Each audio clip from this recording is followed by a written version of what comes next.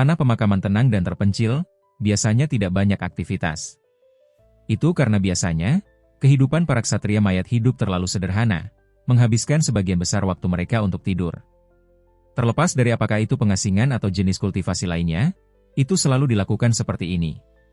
Mereka memperoleh kehidupan abadi melalui tidur, pertumbuhan melalui hibernasi, menghirup esensi dunia bawah tanah. Tahun-tahun berlalu dengan cara yang panjang dan berlarut-larut, 10.000 tahun berlalu dalam sekejap. Banjir mencapai surga di dunia luar, pertempuran besar menggemparkan dunia, namun Burial Region masih tenang seperti tanah kematian yang sunyi. Cao Yusheng mempelajari teknik penguburan, menggunakan dirinya yang masih hidup untuk memahami metode hebat klan ini. Dia ingin memahami hal-hal dengan analogi, tidak memilih untuk menyegel dirinya sendiri, tetapi memilih untuk tinggal di tempat ini selama 10.000 tahun, berharap untuk menerobos dan mencapai keabadian. Itu karena Burial Region memiliki materi yang tidak dapat mati, memiliki esensi surga dan bumi yang kaya. Tentu saja, ada energi penguburan dan aura kematian juga. Dia seperti seorang ksatria mayat hidup emas di bumi pemakaman, menyerap energi kehidupan untuk memelihara dirinya sendiri. Dia ingin mencapai keabadian dalam kehidupan ini, ingin membalas dendam dengan Si Hao saat dia hidup kembali, bergabung dalam pertempuran bersamanya. Hanya saja, pada akhirnya, dia masih memasuki tahun-tahun terakhirnya, menghabiskan masa hidupnya di 9 surga 10 bumi. Meskipun ada substansi yang tidak dapat mati di sini, itu tetap tidak dapat memastikan bahwa dia dapat terus hidup selamanya. Anjing kecil itu juga berjuang untuk melanjutkan, rambutnya hampir rontok, tetapi dia masih bertahan. Dia ingin melihat dunia yang hebat ini sendiri, menyaksikan hasil pertarungan hebat itu. Dia tidak mau. Ada eksistensi di wilayah terlarang yang benar-benar merebut senjata Raja Abadi tanpa akhir. Ini terkait dengan harapan agar Raja Abadi tanpa akhir akhirnya muncul kembali di dunia ini. Dia ingin melihat Huang bangun, meratakan wilayah terlarang, membantunya merebut kembali lonceng abadi itu. Pada akhirnya, Sanzang dan Shenming mengambil tindakan, memberi mereka beberapa obat pemakaman. Ini dipersiapkan khusus untuk para ksatria mayat hidup emas, yang dimurnikan dari obat-obatan abadi mayat hidup. Wilayah pemakaman adalah tanah misterius. Banyak orang menganggapnya sebagai jenis dunia bawah, tetapi sebenarnya ada tanah suci yang tak tertandingi yang dapat memelihara semua hal di sini, menyerap obat-obatan abadi. Itulah sebabnya ada beberapa tempat di sini yang sangat suci. Sementara itu, ada beberapa obat abadi di sini juga, tidak kalah dengan domain abadi dalam hal apapun. Obat-obatan abadi akan matang sesekali. Ada beberapa yang memilihnya, tetapi beberapa juga diabaikan. Sanzang dan Shenming adalah ksatria mayat hidup emas, jadi mereka tidak jauh berbeda dari manusia biasa. Inilah sebabnya mereka dapat menelan jenis obat hebat ini, mendapatkan manfaat besar darinya. Akhirnya aku terlahir kembali, aku punya waktu kehidupan lain untuk berkultivasi. Huang, saudaraku, aku menunggumu kembali, kata Cao Yusheng. Kemudian, dia mulai berkultivasi dengan panik, anjing kecil itu juga melakukannya. Sebelumnya ia telah mencapai keabadian, sekarang mencoba memulihkan keterampilan daonya. Tahun berlalu. Dalam sekejap, lebih dari 100.000 tahun berlalu. Di luar, bahkan bumi dunia bawah pun terpengaruh, pertempuran besar di dunia luar terus berlanjut tanpa henti. Ada makhluk-makhluk mengerikan yang bertarung di mana-mana di bawah langit. Sayangnya, konstitusi Cao Yusheng persis seperti yang dikatakan gurunya, luar biasa, tetapi mencapai keabadian masih sulit. Dia lebih cocok untuk transformasi dari satu kehidupan ke kehidupan lain.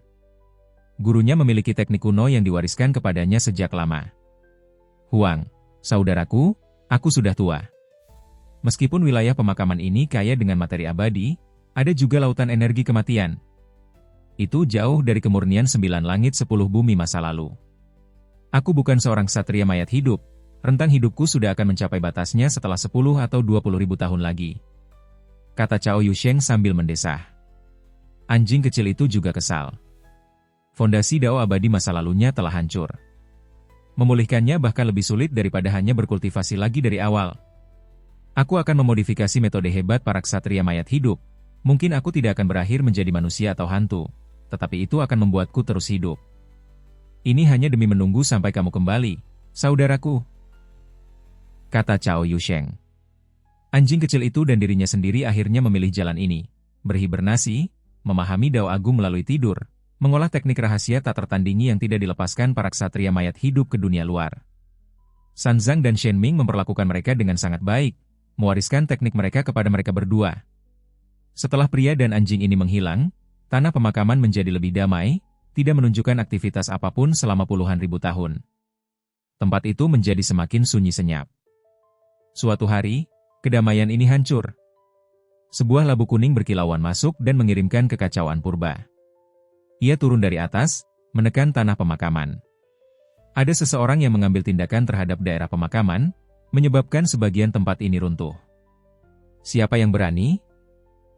Raja pemakaman terkejut, dengan marah muncul untuk menghadapi para penyusup. Pertarungan besar pun terjadi, tidak ada tanah suci yang tersisa di dunia ini. Dimanapun tempatnya, semuanya terperangkap dalam kekacauan. Terlalu banyak pertempuran, malapetaka yang terjadi terlalu mengerikan. Bahkan Burial Region, tempat yang paling misterius dan sangat menakutkan ini, memiliki orang-orang yang berani menantangnya, membantai mereka hingga ke gerbang mereka. Mereka adalah makhluk-makhluk kuat yang tabu. Ini adalah pertama kalinya Burial Region mengalami serangan dalam 200.000 tahun. Pertempuran yang menggemparkan langit meletus, sangat mengerikan. Bahkan Desolate Border pun hancur berkeping-keping, berubah menjadi potongan-potongan benua sebelum melesat keluar angkasa, memasuki kosmos. Jika bukan karena wilayah ini memiliki banyak formasi dan inti formasi yang tak terhitung jumlahnya yang melindunginya, wilayah itu pasti juga akan hancur. Meskipun demikian, wilayah itu tetap sangat menyedihkan. Sementara itu, Imperial Pass yang tidak terlalu jauh telah lama menghilang dari keberadaan. Kenyataannya, wilayah itu telah diratakan puluhan ribu tahun yang lalu, berubah menjadi reruntuhan. Orang-orang dan kota-kota di masa lalu telah lama menjadi bagian dari sejarah yang tak berujung. Selama tahun-tahun ini, Burial Land tenang, tetapi dunia luar jelas tidak seperti ini, memasuki masa yang paling mengerikan.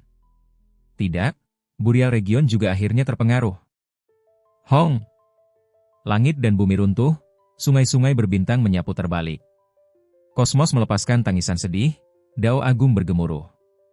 Dunia ini ditutupi awan suram, kekacauan besar yang paling mengerikan di dunia ini memengaruhi surga. Tahun-tahun itu kejam, mampu menebas bahkan pride surga yang paling kuat, mampu menghapus keberadaan tabu. Tidak banyak makhluk yang bisa terus hidup tanpa binasa. Terlepas dari apakah itu tak terduga atau karena karma, saat aliran waktu yang panjang mengalir berlalu, tulang-tulang para pahlawan terkubur, pride surga jatuh, semuanya sekarat. Seiring berjalannya waktu, sudah 500.000 tahun sejak kematian Si Hao. Semuanya telah berubah, dunia sudah benar-benar berbeda. Bagaimana dengan 9 surga 10 bumi sebelumnya? Sudah sangat sulit untuk menemukan jejaknya. Adapun Burial Land, ia terbelah menjadi beberapa bagian, mengambang di berbagai tempat, menjadi semakin sunyi, aura kematian menyelimuti udara. Ini adalah benua yang tidak terlalu besar. Ia mengambang di kosmos, mirip dengan bintang. Tidak diketahui berapa banyak tanah kuno yang mirip dengan ini yang mengambang di kekosongan kosmos. Itu karena pertempuran terbesar meletus, kegelapan menggerogoti dunia, pertikaian besar paling mengerikan dalam sejarah meletus di dunia ini. Langit semua bergetar. Banyak tempat yang hancur. Beberapa bumi suci, dunia kecil, dan wilayah terlarang tak berpenghuni, setelah diserang, terbelah, bagian yang rusak terbang ke kedalaman kosmos. Bongkahan tanah ini tepatnya adalah salah satu dari area ini. Siapa aku? Di tanah tandus ini, bumi yang dingin dan keras sudah terbelah. Seorang pemuda yang acak-acakan berjuang keluar dari area bumi semua kehidupan. Bawah tanah berkilauan dan berkedip-kedip dengan cahaya, material ini adalah bumi pemakaman yang langka. Setiap butiran berkilauan, membawa energi kehidupan yang kaya, mampu memelihara semua makhluk hidup. Itu adalah material yang bahkan diinginkan oleh Raja Abadi. Di masa lalu, batang obat kura-kura putih pembawa abadi sebelumnya mengatakan bahwa Raja Abadi memasuki tanah pemakaman tepatnya untuk mencari tempat seperti ini untuk memelihara tubuh mereka. Inilah yang digunakan Raja Pemakaman untuk awalnya. Dikabarkan bahwa mereka yang terluka parah atau sekarat dapat mengobati luka mereka di bumi semua kehidupan. Bahkan jika orang mati dikubur di sini, mereka dapat mengembangkan kesadaran lagi di masa depan, tubuh asli mereka kemudian akan muncul kembali di dunia. Di mana ini? Anak muda itu bangkit. Dia menyingkirkan bumi kehidupan di sekitar tubuhnya, menyingkirkan rambut hitam panjang yang menutupi wajahnya, memperlihatkan wajah yang halus dan tampan. Matanya cerah dan murni seperti mata air murni. Tempat ini sangat sunyi, menyerupai tanah kuno yang luas. Selain dia, tidak ada makhluk lain, seluruh tempat itu tak bernyawa. Dia mengerutkan kening, mulai berpikir sendiri. Namun, dia merasa kepalanya sangat sakit, kesadarannya sejenak kosong, tidak dapat mengingat apapun. Tubuhnya ramping dan kuat, berputar-putar dengan kilau yang berkilauan. Dia mengenakan pakaian rusak yang berlumuran darah. Seseorang mencari baju besi yang rusak dan memperbaikinya untuknya lagi, membantunya memakainya. Ini hanya karena harapan bahwa ketika dia bangun suatu hari, dia masih bisa mengingat pertempuran terakhir. Baju besi pertempuran itu miliknya, darah juga berasal darinya. Namun sekarang, dia tersesat, otaknya memiliki beberapa hal, tetapi dia tidak dapat mengingatnya. Di mana tepatnya tempat ini? Dia bergerak cepat seperti iblis, lincah seperti kilatan petir. Setelah satu langkah, dia muncul di ujung lain benua besar ini. Pada saat yang sama, ada 10 jejak di tubuhnya yang saat ini bersinar. Awalnya, sebagian besar dari mereka berada di tangannya, tetapi sekarang mereka tersebar merata di sekujur tubuhnya. Mereka seperti berlian, menahan tubuhnya. Dia mengangkat kepalanya ke langit, melihat sisa-sisa bintang di sekelilingnya. Hamparan kosmos ini sangat ditumbuhi tanaman liar, tidak memiliki semua kekuatan kehidupan. Di benua ini, dia mondar-mandir sendirian, berjalan melalui setiap inci tempat ini, tetapi tidak menemukan apapun. Dengan mengangkat kakinya, dia memasuki langit berbintang. Ini adalah... Dia agak bingung. Awalnya, dia tidak tahu cara terbang, tetapi sekarang, dia melakukannya secara alami, mampu bergerak melalui langit berbintang. Sepertinya ada sesuatu di kepalanya, seperti aliran halus yang terus-menerus muncul, memungkinkannya untuk memahami cara bergerak melalui kekosongan. Hong! Seberkas cahaya keemasan muncul di bawah kakinya, langsung mencapai tepi lain langit berbintang. Itu seperti jembatan yang membentang melintasi kosmos. Dia kemudian mulai mengambil langkah. Pemandangan ini sangat mengejutkan. Dia pergi dari satu ujung kosmos ke ujung lainnya. Pada saat yang sama, di kosmos, semua bintang bergetar, kemegahan bintang berkumpul, mengalir ke arahnya seperti laut, diserap oleh tubuhnya. Ini bukanlah yang dia lakukan dengan sengaja, melainkan respons alami tubuhnya. Baptisan kemegahan bintang membuat dagingnya semakin menyilaukan, tetapi dia tidak membutuhkan kekuatan jenis ini. Dia membuka mulutnya, menarik napas. Retakan hitam besar muncul, kekacauan primal melonjak. Dia mulai menyerap esensi kekacauan primal. Setelah waktu yang lama berlalu, hanya ketika pori-porinya mulai melepaskan energi kekacauan, dia berhenti, merasa seperti dia tidak membutuhkannya lagi. Mengapa aku harus melakukan ini? Dia menatap tangannya, dan kemudian mengangkat kepalanya ke arah kedalaman kosmos. Dia tiba di ujung lain langit berbintang, merasa seperti nalurinya memacu dia di sini, menyuruhnya turun ke sini. Dia melihat beberapa benua yang hancur yang sangat besar tak tertandingi, membentang di depannya. Tempat ini mengalami pertempuran hebat, hancur hingga runtuh dan hancur berantakan. Sekarang, kerusakannya sangat serius. Pada saat yang sama, 10 jejak dao di tubuhnya bersinar, seolah-olah ada sesuatu yang ingin keluar. Itu membuatnya tampak semakin menakutkan tetapi semuanya tenang lagi pada akhirnya. Tempat apa ini? Dia mendarat di sebuah benua. Ini adalah hamparan tanah hangus, tanah merah tua membentang ratusan hingga lebih dari 1 juta li, tidak ada tanda-tanda kehidupan yang terlihat, tidak ada makhluk yang bisa dilihat. Dia bangkit, meninggalkan benua ini. Dia melangkah keluar, tiba di tanah tak terbatas di dekatnya. Dia akhirnya melihat makhluk hidup di sana. Tanah kuno ini memiliki banyak hutan primitif, bahkan lebih banyak kawah, jurang, dan lainnya yang tak terhitung jumlahnya. Setelah diperiksa lebih dekat, ini diciptakan oleh energi pedang dan panah ilahi. Ada juga banyak sisa-sisa bintang. Pemandangan itu sangat mengejutkan.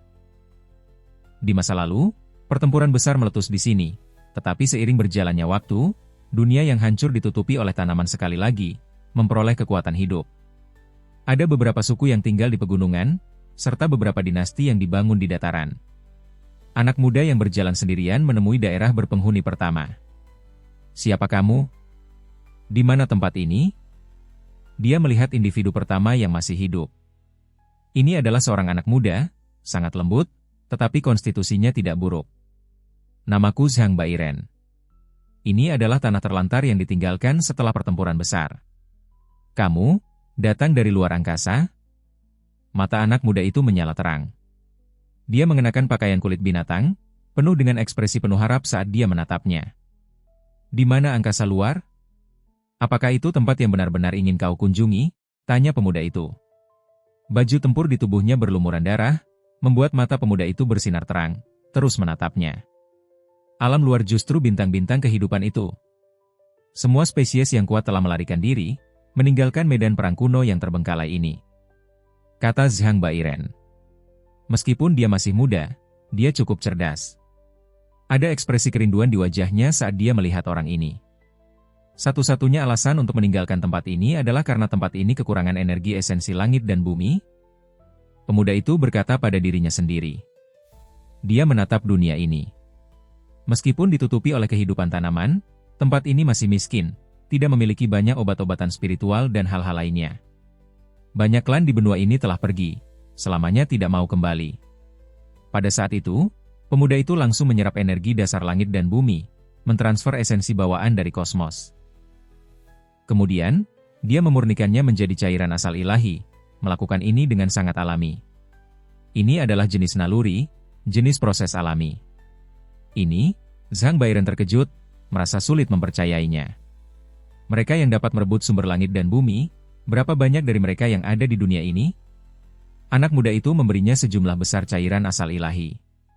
Zhang Bairen benar-benar bingung, buru-buru membawa wadah yang menurutnya paling murni untuk menampungnya, melestarikannya.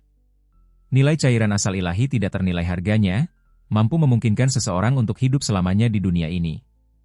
Saya ingin mengetahui sejarah benua besar ini. Saya ingin tahu lebih banyak, anak muda itu berkata dengan tenang. Entah mengapa, dia sangat mengenal tempat ini. Ketika dia melihat benua yang tak terbatas namun hancur di kosmos, dia sangat terpesona. Pengetahuan saya terbatas. Zhang Bairen jujur. Meskipun dia menginginkan cairan asal ilahi, dia tetap tidak ingin menipu anak muda ini. Ini adalah zaman kekacauan besar, masa yang paling menakutkan. Bahkan langit telah hancur, benua besar bahkan lebih runtuh. Dunia kecil apa? Wilayah terbatas apa? Banyak yang terhapus selamanya. Ratusan ribu tahun yang lalu, para ahli yang tak tertandingi turun berkali-kali, membantai jalan mereka sampai matahari dan bulan tanpa cahaya, gunung-gunung dan sungai-sungai hancur. Seluruh kosmos hancur sampai retak. Dikabarkan bahwa dahulu kala, dunia ini dikenal sebagai 9 surga 10 bumi. Namun, itu dihancurkan oleh pertarungan besar kegelapan, berakhir dalam keadaan bobrok seperti sekarang. Tentu saja, ada banyak gunung spiritual dan tanah suci yang dipindahkan oleh orang lain, menjadi tanah murni, bumi yang menakjubkan dari bintang-bintang kehidupan itu. Sekarang, klan dan warisan yang kuat semuanya tinggal di langit berbintang di luar angkasa, tersebar di berbagai bagian kosmos. Tidak ada yang berani tinggal di sini untuk waktu yang lama. Itu karena mereka khawatir keberadaan yang mengerikan dari pertempuran besar di masa lalu akan kembali, dan kemudian menyapu bersih tempat ini sepenuhnya. Anak muda itu mengerutkan kening. Dia menatap langit berbintang kosmos ini, ke tanah kuno yang hancur. Apakah mereka satu bagian di masa lalu? Mereka sekarang dipukuli hingga ke keadaan seperti ini. Itu sampai pada tingkat di mana menurut apa yang dikatakan anak muda itu, hamparan kosmos ini bahkan dipukuli sampai pecah. Pada tingkat pertempuran ini, berapa banyak makhluk yang mati? Itu sampai pada tingkat di mana bahkan pemusnahan total klan yang tak terhitung jumlahnya bukanlah hal yang langka. Meskipun dia tidak secara pribadi menyaksikan pertempuran masa lalu, orang dapat membayangkan pertumpahan darahnya. Anak muda itu menghela nafas dan berkata, "Mengapa hatiku begitu terharu, merasakan kesedihan seperti itu?"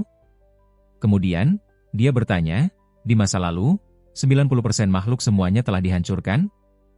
Itu tidak sepenuhnya benar. Ada desas-desus bahwa sekelompok besar orang dibawa ke Immortal Domain oleh seorang ahli yang tak tertandingi, yang dianggap meninggalkan garis keturunan untuk dunia ini. Ada orang-orang yang khawatir bahwa alam ini akan benar-benar menghilang. Zhang Bairen menjawab. Ada beberapa hal yang tidak diketahuinya. Meskipun sekelompok besar makhluk telah diselamatkan, fondasi 9 surga 10 bumi sebagian besar telah disita juga, digunakan untuk membuat Immortal Domain semakin makmur. Ahli macam apa yang mengambil tindakan? Si Hao bertanya. Saya tidak begitu memahaminya. Para tetua mengatakan bahwa hal-hal itu sudah terlalu lama berlalu, orang-orang itu kuat di luar imajinasi. Zhang Bairen menjawab. Menurut apa yang dikatakannya, sekarang, tidak ada seorang pun di dunia ini yang bisa mencapai level itu.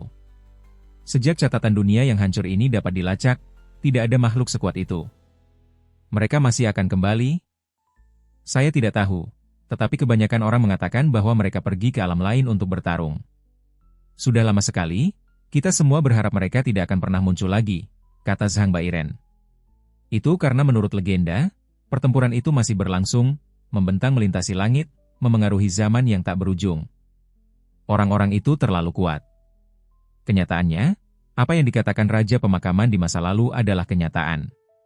Pertarungan hebat terus berlanjut, meskipun pertempuran yang berkecamuk selama ratusan ribu tahun membuat hati semua orang dingin, bahkan membuat makhluk yang paling kuat pun terguncang, bahkan sekarang, masih ada orang yang kembali dari Realm Sea. Situasinya menjadi semakin mengerikan. Itu sampai pada titik di mana ada monster tua dari zaman runtuhnya Kaisar, serta makhluk dari masa yang lebih jauh sebelumnya yang muncul. Ini adalah dunia besar yang menakutkan. Pertempuran di 9 surga 10 bumi, secara komparatif, masih tenang. Sekarang, tempat-tempat lain bahkan lebih menakutkan. Adapun laut alam, pemandangannya sudah paling megah dan menakutkan. Lahir di zaman ini adalah mimpi buruk semua makhluk, terutama lahir di medan perang itu. Setelah ratusan ribu tahun, darah mewarnai gunung dan sungai, pertempuran besar tak henti-hentinya, orang-orang dalam kesulitan.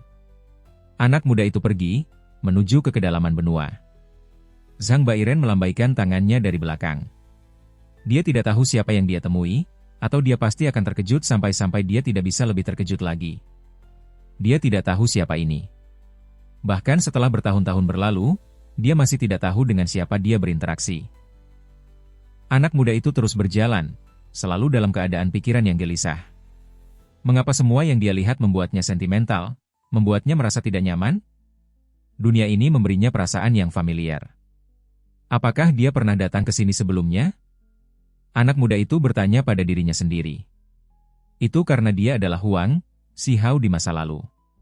Dia hidup kembali di bumi semua kehidupan, tetapi dia sudah melupakan segalanya. Kemudian, dia berjalan menuju dinasti-dinasti itu, bertanya kepada mereka tentang situasinya. Dia bahkan merujuk ke semua jenis buku tulang dan memeriksa catatan, mencoba memahami dunia macam apa ini. Dia tidak memiliki ingatan, tetapi ketika dia melihat buku-buku tulang ini, dia secara alami mengingatnya. Di lubuk hatinya, tampaknya ada aliran kecil yang memeliharanya, membantunya. Si Hao menjelajahi benua besar ini, belajar lebih banyak dan lebih banyak lagi. Dia menjadi semakin bingung. Dia tidak dapat menemukan jejak dirinya sendiri. Dari usia berapa dia berasal? Sayangnya, dunia ini hancur, sejarahnya terputus. Ada banyak hal dari masa lalu yang tidak dapat diselidiki. Sementara itu, selama periode ini, 10 jejak di tubuhnya melepaskan suara cahaya dari waktu ke waktu, melepaskan cahaya misterius, seolah-olah mereka ingin menempa dunia. Beberapa tahun kemudian, dia menyebut dirinya Huang. Dia menamai dirinya sendiri Huang karena nama itu mengalir dari lubuk hatinya. Dia sangat menyukainya, merasa nama itu cocok untuknya. Seiring berjalannya waktu, Huang menjelajahi langit berbintang ini. 1 abad berlalu. Dia menjelajahi seluruh langit, bintang-bintang kehidupan itu bahkan meninggalkan jejaknya. Dunia ini benar-benar tidak memiliki makhluk abadi? Dia tidak tahu. Dia sebelumnya telah bertemu dengan beberapa makhluk yang kuat, juga mampu merebut esensi langit dan bumi. Namun, ketika mereka menghadapinya, mereka semua dengan mudah dikalahkan. Dia merasa bahwa dia memiliki kekuatan yang lebih besar yang terkumpul di dalam dirinya, tetapi tidak tahu bagaimana cara mentransfernya. Si Hao mencari di seluruh dunia, tetapi tetap tidak dapat menemukan jejak dirinya sendiri. Dia merasa seperti tertidur selama bertahun-tahun. Lagi pula, dia terbangun dari bumi semua kehidupan. 1 abad lagi berlalu. Dia muak dengan ini. Dia mencari kemana-mana, tetapi tidak mendapatkan penjelasan apapun, selalu dalam keadaan pikiran yang gelisah. Dia ingin menemukan sesuatu, tetapi tidak dapat menemukan apa yang dicarinya. Dia merasakan urgensi di lubuk hatinya yang paling dalam, sedikit cemas, tetapi tidak tahu mengapa. Ada semacam naluri yang mendorongnya, membuatnya ingin melihat beberapa orang. 10 jejak bersinar lagi. Aku ingin mencapai keabadian, Aku ingin melihat ke dunia itu. Dia benar-benar memiliki dorongan seperti ini. Kemudian, 10 jejak menjadi tenang. Hanya saja, bagaimana dia bisa memasuki domain abadi, dia tidak tahu. Sebelumnya, ia mencoba menghancurkan kehampaan, tetapi ia menemukan bahwa meskipun ia dapat merasakan dunia itu tampak sangat jauh. Ia tidak dapat menerobosnya dengan kekuatannya. Mengapa kekuatanku berhibernasi? Si Hao mengerutkan kening. Ia merasakan gelombang kekuatan seperti laut, tetapi tidak dapat mentransfernya. Di zaman berikutnya, sosoknya muncul di banyak bintang kehidupan. Huang mencoba memasuki domain abadi melalui simpul spasial yang berbeda, ingin melewatinya. Domain abadi tidak stabil, mengalami pertempuran hebat. Ada beberapa bagian yang tidak lagi stabil seperti masa lalu. Setelah dihajar berkali-kali, ada beberapa jalan yang benar-benar akan ditembusnya dengan paksa. Seseorang harus memahami bahwa saat ini, ada sebagian besar kekuatannya yang tidak dapat ia akses, semuanya terpendam di dalam dirinya. Jenis prestasi luar biasa ini membuat makhluk dari semua klan terkejut. Mengapa aku merasa dia sangat mirip dengan orang yang tercatat di buku tulang yang kita gali dari sisa-sisa itu? Seseorang berkata pelan. Namun, gambar yang diukir di buku tulang itu sangat buram, juga cukup rusak. Dia menduga bahwa Huang adalah seseorang dari masa lalu. Dunia di zaman tanpa kultivasi ini hancur, rentang hidup makhluk hidup tidak begitu panjang. Bahkan ada banyak jeda dalam sejarah, bahkan kebenaran dari 500.000 tahun akan segera terungkap. Makhluk hidup yang dapat berkultivasi ke alam makhluk tertinggi sebagian besar berada di bumi abadi yang tersegel itu. Setelah pertikaian besar meletus, bahkan beberapa pulau abadi di dunia luar pun hancur, jatuh ke alam ini, yang diperoleh oleh beberapa klan kuat, diambil untuk diri mereka sendiri. Hanya tempat seperti ini yang dapat menghasilkan individu yang paling kuat. Huang terus mencoba hal-hal yang berbeda. Seluruh kosmos yang hancur ini memiliki jejak sosoknya yang tertinggal, tanda-tanda dirinya muncul di semua lokasi penting. Akhirnya, suatu hari, di sebuah pulau terapung di luar angkasa, dia merasakan sesuatu. Seluruh tubuhnya bergetar, mengeluarkan suara gemuruh rendah, mengguncang tempat ini. Ada peti mati perunggu di bawah tanah, serta 9 tulang naga. Di sebelahnya berdiri sebuah monumen. Pada saat ini, Huang seperti binatang buas yang terluka. Dia berteriak, memeluk kepalanya. Dia sangat berduka, tetapi tidak dapat mengingat hal-hal di masa lalu. Dia merasa sangat tidak enak. Dia hanya punya firasat bahwa beberapa orang terlalu jauh, mungkin tidak akan pernah terlihat lagi. Dia merasakan sakit yang luar biasa di dalam. Pada akhirnya, dia mengangkat peti mati perunggu, mengeluarkan prasasti. Hal-hal yang paling menakutkan tidak terjadi. Tidak ada kuburan di bawah prasasti, tidak ada mayat. Kami semua masih di sini, istana kekaisaran masih ada. Huang, Si Hao, di mana kamu? Kami semua ingin melihatmu. Sebenarnya ada kalimat ini, yang membuatnya sangat terkejut. Kami menunggu kepulanganmu di dunia lain, menunggumu bergabung dengan kami. Peti perunggu 3 dunia berbagi karma denganmu, jadi kami membawanya kembali. Kami berharap peti itu dapat bertemu denganmu lagi suatu hari nanti. Kau, pasti harus kembali. Kami menunggumu. Saat ini, Si Hao meneteskan air mata, tidak dapat menahan diri. Entah mengapa, meskipun dia tidak tahu cerita di balik kata-kata ini, emosinya naik turun. Dia ingin berteriak, ingin berteriak.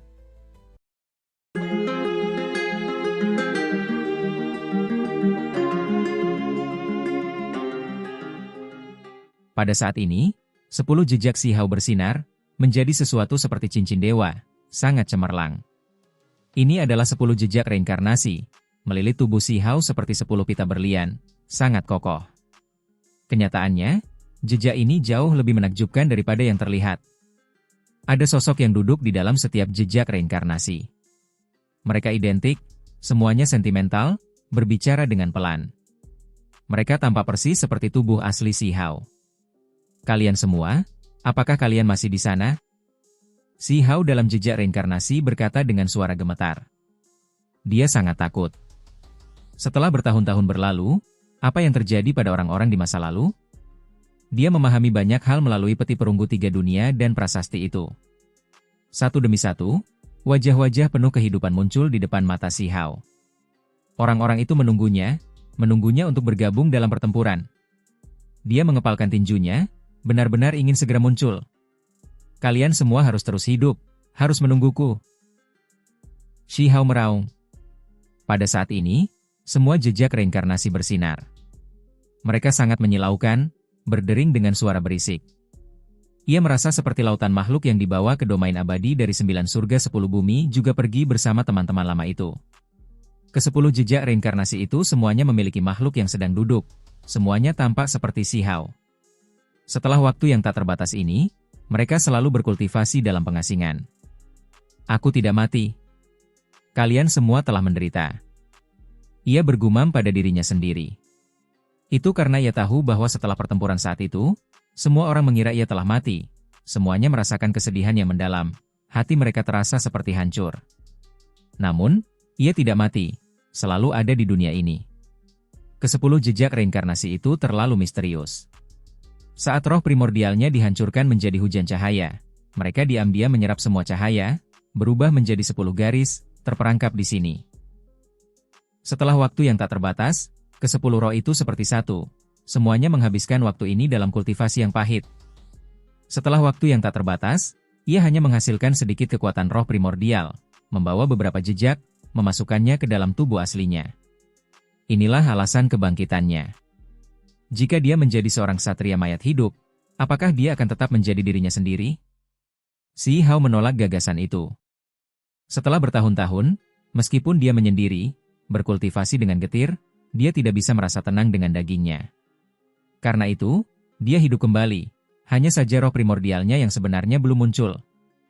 Orang bisa membayangkan bahwa begitu roh primordial sejati bergabung, ke-10 tubuh menjadi satu sekali lagi, betapa mengerikannya mereka nantinya.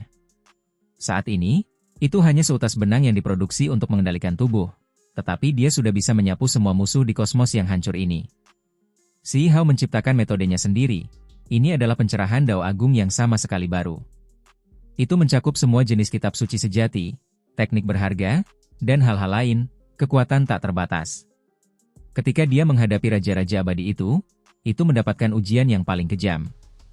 Kitab suci yang tidak dapat dihancurkan hanya memastikan bahwa tubuh Shi Hao tetap tidak dapat dihancurkan. Itu tidak dapat mengolah roh primordial. Namun, setelah merujuk begitu banyak sumber yang berbeda, membangun sistem kultivasi yang sama sekali baru, dia menerobos batasannya sendiri. Roh primordialnya terbagi menjadi 10 bagian, tersembunyi dalam 10 jejak reinkarnasi. Jalan dan tekniknya dilakukan melalui referensi ke semua area yang berbeda.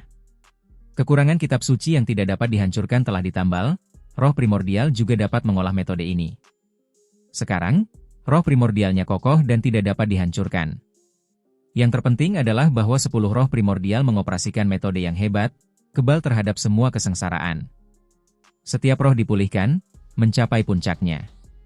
Setelah tetap mengasingkan diri untuk waktu yang lama, mereka bahkan akhirnya melampaui keadaan mereka sebelumnya. Satu garis saja sudah seperti ini, melampaui masa lalu. Jika 10 garis bergabung bersama, seberapa kuat mereka nantinya? Dia selalu ada di sini, tidak pernah binasa. Aku masih di sini. Aku tidak pernah binasa. Aku akan kembali suatu hari nanti. 10 jejak reinkarnasi bersinar, tekad yang kuat bergema. Dia memikirkan orang-orang yang menunggunya untuk bergabung dalam pertempuran. 10 roh primordialnya bahkan lebih tidak bisa tetap tenang, semacam emosi yang melonjak. Reinkarnasi tidak memperhitungkan waktu. Bahkan setelah jutaan dan jutaan tahun reinkarnasi, akan ada saat kelahiran kembali. Menurut legenda, ada banyak ahli yang telah bereinkarnasi, membangun kehidupan baru. Ini adalah jenis reinkarnasi yang hebat, tetapi siapa di dunia ini yang dapat memastikannya? Tidak mungkin. Reinkarnasi adalah periode pengalaman, yang meninggalkan lintasan kehidupan yang normal, memulai jalan yang berbeda. Ini adalah contoh reinkarnasi. Kilatan kesadaran seketika, mengalami suka dan duka kehidupan. Ini seperti menyeberangi sepotong sungai waktu, mencapai nirwana tertinggi, menyebabkan perubahan mendadak dalam kehidupan seseorang. Ini adalah jenis reinkarnasi yang istimewa. Tubuh Shi Hao membawa 10 jejak reinkarnasi, 10 bagian kenangan yang sulit dilupakan, pengalaman yang tidak akan pernah bisa dihapus. Dia berlama-lama memikirkan hidup dan mati, dari hidup ke mati, dari mati ke hidup. Di masa lalu, Shi Hao telah menelan buah mata air kuning, mengalami beberapa kehidupan, memperoleh lebih banyak jejak reinkarnasi. Kemudian, ketika ia memperoleh kitab suci abadi dan bertarung dengan Hiwu Shuang, hampir saling menghancurkan, ia memperoleh jejak reinkarnasi lainnya. Jejak reinkarnasi ini memiliki banyak kegunaan ajaib yang tidak dapat dijelaskan dengan kata-kata. Dari masa lalu hingga sekarang, jejak ini merupakan hal-hal yang bahkan sulit dipahami oleh Raja Abadi. Ketika Si Hao menghadapi kesengsaraan, ada guillotine pembunuh abadi yang turun, ingin mengambil nyawanya. Pada saat itu, sosok kecil buah dao menggantikannya, sementara jejak reinkarnasi bersinar, melilit buah dao tersebut. Tepat setelah waktu itu Si Hao mulai mementingkan jejak reinkarnasi. Setiap kali ia menghadapi pasang surut yang hebat dalam hidup, situasi hidup dan mati yang bergejolak, ia akan mempelajarinya dengan serius. Transformasi perwujudan, mengubah semua zaman, ia sebelumnya telah menghabiskan hampir 500.000 tahun di zaman runtuhnya Kaisar, menjalani satu kehidupan demi kehidupan, mengalami penuaan dan kemunduran. Meskipun tidak ada jejak reinkarnasi yang tertinggal dari setiap kehidupan, ia juga berhasil beberapa kali. Ketika dia kembali ke dunia saat ini, dia berkultivasi dengan panik, menggunakan Void Immortal Ghost Tele untuk melawan dirinya sendiri. Ada satu waktu di mana dia hampir binasa, pada dasarnya jatuh dalam pertempuran. Hari itu, penguasa wilayah terlarang merasa khawatir, tengkorak kristal, tulang lengan emas dan yang lainnya juga cemas, menghidupkannya dalam situasi seperti susah ini, payah. Tak terelakkan, jejak reinkarnasi diam-diam muncul. Ketika dia menghitungnya dengan saksama, Si Hao seharusnya memiliki lebih dari 10, tetapi beberapa tersebar. Akhirnya ada 10, tidak bertambah, tidak berkurang. 10 jejak reinkarnasi, mereka mengandung misteri besar. Saat itu, ketika dia meninggal, mereka benar-benar lenyap sepenuhnya. 10 jejak itu menelan semua hujan cahaya, terlebih lagi sepenuhnya menahan diri di tangannya, tidak muncul di dunia. Hanya ketika dia mencapai tanah pemakaman mereka muncul. Namun, pada saat itu, mereka sudah berpindah dari tangannya ke tubuhnya, berubah menjadi cincin ilahi seperti berlian, melilit tubuhnya. Jika Ao Cheng, Tai Si, Yuan Chu dan yang lainnya bisa menunggu beberapa hari, mereka akan ketakutan, mereka pasti tidak akan membiarkan tubuhnya pergi. Itu karena semua petunjuk yang bahkan sedikit meragukan akan membuat mereka bertindak kejam. Ketika Raja Pemakaman melihat 10 jejak reinkarnasi, dia mengungkapkan ekspresi terkejut. Namun, dia tidak bisa merasakan apapun, hanya merasa seperti tubuhnya istimewa. Orang bisa membayangkan betapa luar biasanya 10 jejak reinkarnasi ini. Roh primordial Si Hao ada di dalam, tetapi bahkan seseorang sekuat Raja Pemakaman tidak dapat mengetahuinya, tidak dapat merasakannya. Saat ini, 10 jejak itu menjadi redup, tidak lagi bersinar, menjadi damai lagi. Itu karena 10 sosok di dalam semuanya menjadi tenang. Si Hao memperoleh informasi mengenai teman-teman lamanya. Mereka masih di sana, masih hidup, menunggunya untuk bergabung dalam pertempuran. Yang bisa dia lakukan sekarang adalah memahami Dao, lebih menyempurnakan metodenya sendiri. Dia harus menerobos, menjadi ahli yang tak tertandingi. Pada saat itu, 10 jejak reinkarnasi tidak akan lagi membatasinya. Dia akan benar-benar muncul, memasuki pertarungan besar. Itulah sebabnya 10 roh primordial semuanya menjadi tenang, mulai berkultivasi sendiri, memasuki keadaan pemahaman Dao terdalam. Pada saat yang sama, ada untayan kekuatan roh primordial yang mengalir, terus-menerus memasuki tubuh sejati, membuat diri yang kacau itu secara bertahap menjadi lebih kuat. Roh primordial Si Hao tidak perlu khawatir tentang tubuhnya lagi, membiarkannya mencari sendiri, menjelajahi misteri dunia ini. Bahkan jika tubuh ini mencoba masuk ke domain abadi lagi, itu tidak sepenuhnya mustahil. Dia memiliki kepercayaan diri seperti ini, tidak takut pada makhluk apapun. Tulang depan Si Hao bersinar, roh primordial yang kabur itu secara bertahap menjadi lebih kuat. Meskipun prosesnya lambat, dalam jangka waktu yang lama, akumulasinya juga sangat mencengangkan. Dia untuk sementara menyegel 9 naga yang menarik peti mati perunggu 3 dunia di sini, terus bergerak melalui kosmos. Dia melewati tanah kuno yang terpencil satu demi satu, mengunjungi bintang kehidupan satu demi satu. Mungkinkah dia Huang? Ya Tuhan, mengapa dia terlihat sangat mirip dengan apa yang tercatat di buku tulang? Diagram jejaknya ada di sana. Seiring berjalannya waktu, akhirnya ada beberapa orang yang menyadari bahwa jati dirinya yang sebenarnya tampak seperti individu kuno. Orang yang dianggap sebagai Kaisar Daovana. Di dalam beberapa warisan kuno, teriakan keheranan terdengar. Hanya saja, Ada beberapa jeda dalam sejarah. Setelah pertikaian besar dimulai, semuanya hancur, banyak kebenaran yang tersembunyi di bawah tahun-tahun sejarah. Sekarang, itu bukan zaman di mana seseorang dapat hidup selama sejuta tahun. Bahkan makhluk yang paling kuat pun sudah cukup tangguh jika mereka dapat hidup selama 10.000 tahun. Pendiri pengadilan kekaisaran, Huang, bagaimana dia masih hidup di dunia ini? Lihat, dia telah mengunjungi begitu banyak peninggalan. Apakah dia mencoba memasuki domain abadi?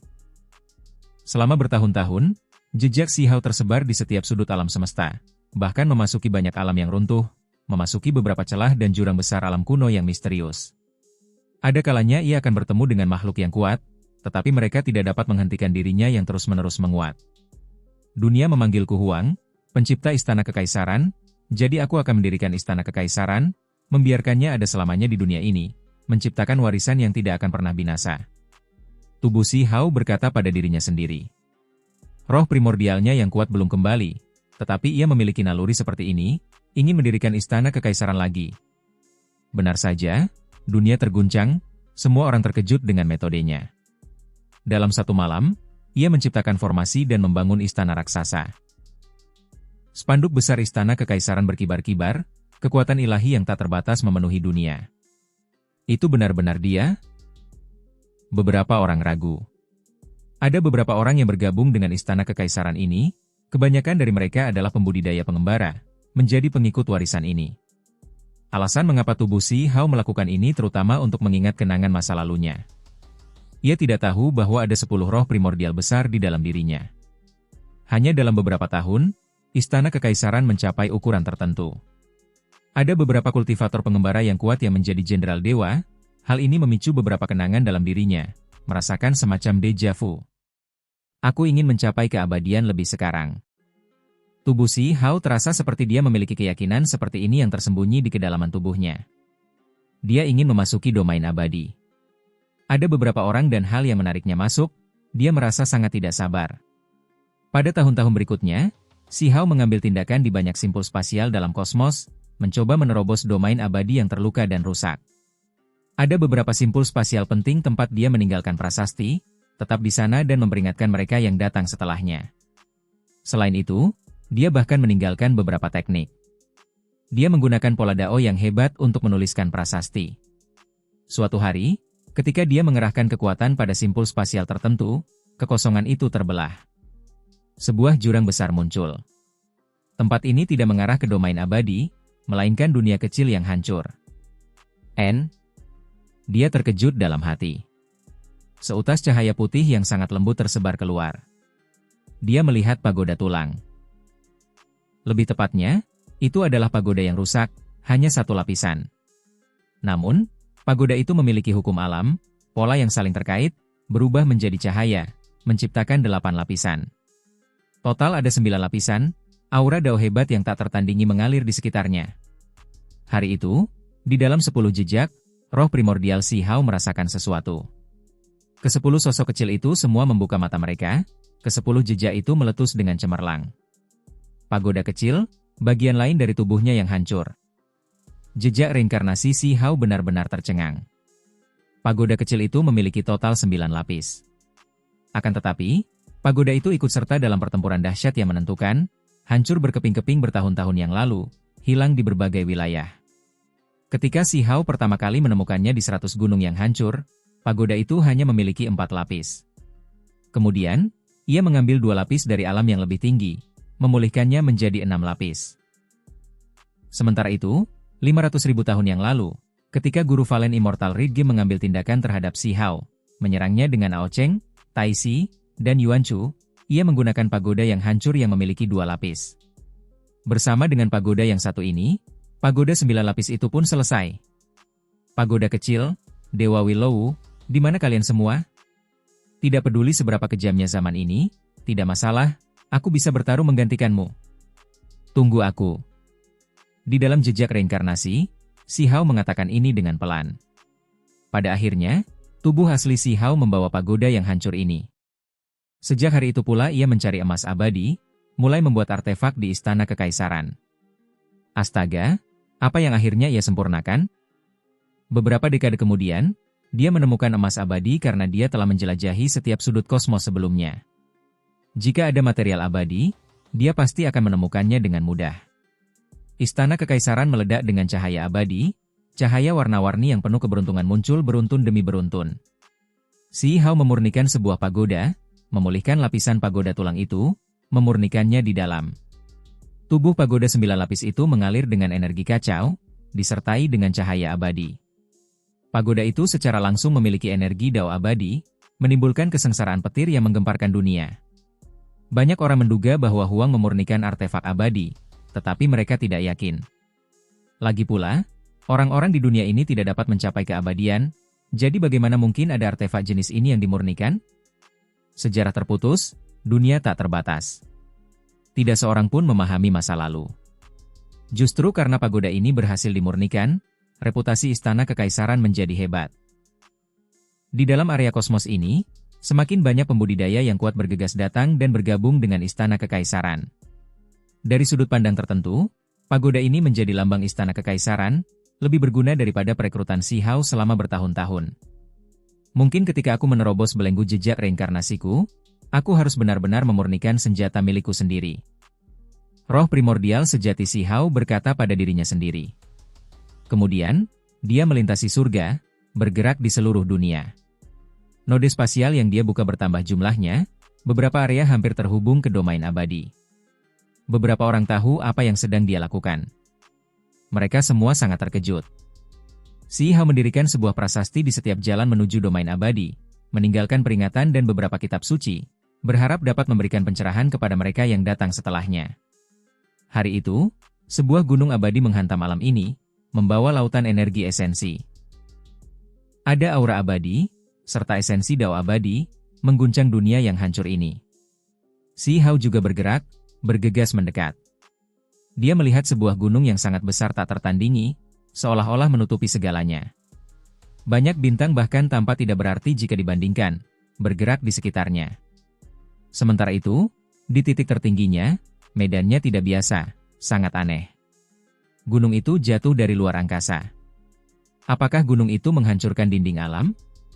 Dunia ini hancur, atau mungkin bisa dikatakan bahwa area kosmos ini bahkan menjadi kering. Tidaklah aneh jika alam yang berbeda terhubung sekarang. Gunung ini bahkan membuat Si Hao terkejut. Itu karena setelah dia naik ke puncak gunung, dia melihat pemandangan yang menakjubkan, atau mungkin bisa disebut pemandangan yang tidak teratur. Medan puncak gunung itu sangat indah, megah, dan menakjubkan. 9 urat nadi naga menarik peti mati kuno, terlalu aneh, mirip dengan bentuk peti mati 3 dunia.